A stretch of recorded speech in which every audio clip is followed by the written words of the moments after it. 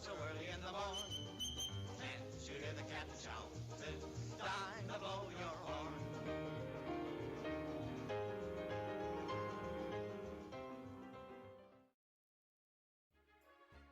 Sharon and Lauren worked for a little railroad in Nevada.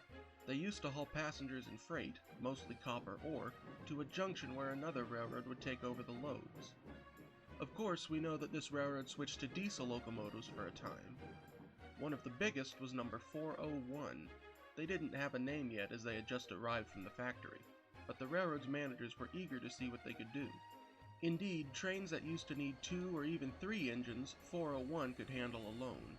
They would leave the main yard with an ore train in the morning and stay in the shed at the junction overnight before returning the next day with empty hoppers or boxcars full of supplies. One night they were in the junction roundhouse when they began to smell something unusual. Is that smoke? But there aren't supposed to be any steam engines here. It wasn't smoke from a steam engine. A few moments later, 401 caught sight of flames flickering in the corner. The engine shed was on fire. "Help!" they cried, hoping someone would hear them. Someone did. An engineer ran from his nearby cabin to the engine shed, which was quickly becoming engulfed in flames.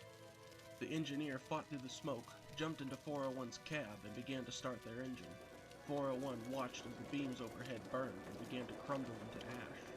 The engineer was finally able to release the brakes and threw 401 into gear. Their engine spluttered and coughed, and they slowly crawled towards the door. They got out just in time.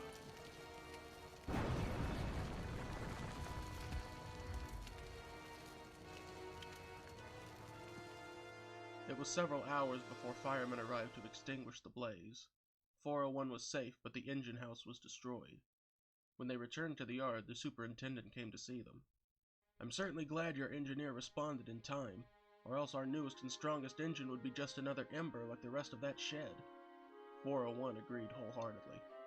But then, the word Ember caught their attention. They asked if that could be their name, in honor of the experience.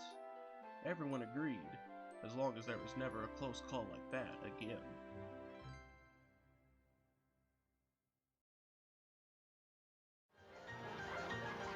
Someone's in the kitchen with Dinah. Someone's in the kitchen, I know. Someone's in the kitchen with Dinah.